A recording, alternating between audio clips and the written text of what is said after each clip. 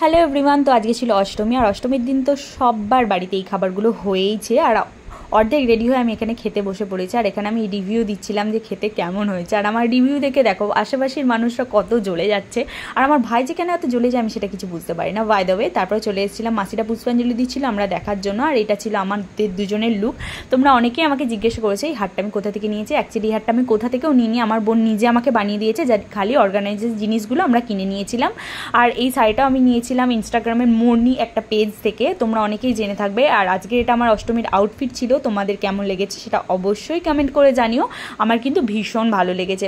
এটা ছিল গুলি, আমার মাসির জায়ের মেয়ে। আমরা কিন্তু গেলেও আমাদের সাথেই বেশিরভাগ টাইম থাকে। তারপর বেরিয়ে পড়েছিলাম আবার ঠাকুর দেখতে যাওয়ার জন্য। আজকে কিন্তু বিকেলে আমরা ময়নার মামাবাড়িতে গেছিলাম। ময়নাকেও তোমরা হয়তো অনেক ভিডিওতে আমার দেখে থাকবে। তারপরে দেখো এখানে একটা মশা, ডেঙ্গু মশা তো সেজেছিল। তারপর আর একটা প্যান্ডেল দেখতে চলে এলাম। চলো তাহলে দেখা হচ্ছে নেক্সট পার্টে। টাটা, ততক্ষণের জন্য ভালো থেকো।